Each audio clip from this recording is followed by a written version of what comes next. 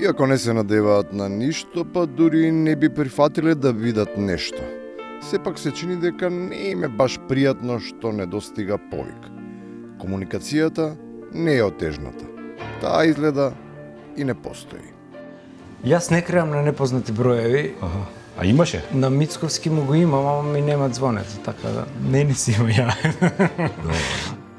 Куманово не е премногу далеко од Скопје, на соглед дека поштата се соочува со сериозни проблеми при испораката. Каква било покана, тешко стасува до посакуваната адреса. Тогаш дзиркањето во телефон е единствената карактеристична постизборна поза, кај тие што очекуваат ало од победниците. Ке светне или не.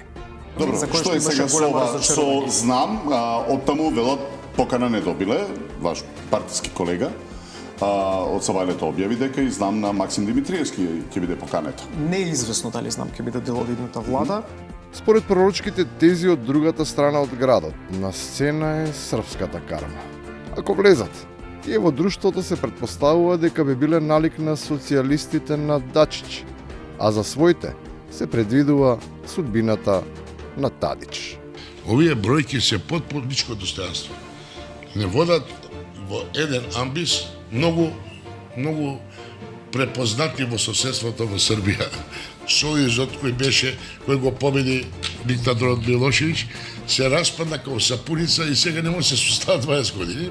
Трагата по виновниците продолжува низ кумановските мала кои се судбински поврзани за црвената боја. Сепак, при лоцирањето, а со оглед на исходот, реално е да се очекува секој што потпрашува, интуитивно, да не ја разликува нијансата. Ќе оди ли СДСМ во генерален ремонт?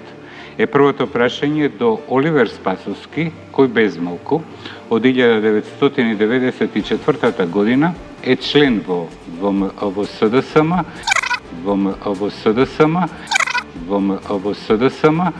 Кој е каде?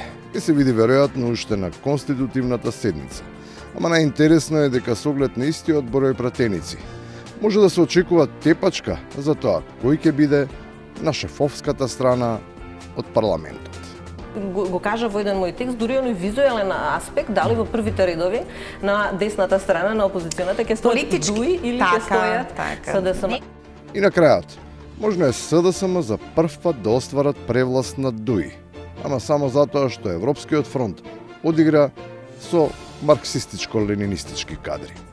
За прв пат Али ги стави старите учки кадри, Муса Џафери, Блерин Беџети, тие ќе се спијат, ќе доаѓаат само за гласање. Лажна е дилемата за тоа кој каде ќе седи. Оти со така сериозно мнозинство, најверојатно никој нема ни да ги забележи, па дури и ако не ги поканат на седмицата.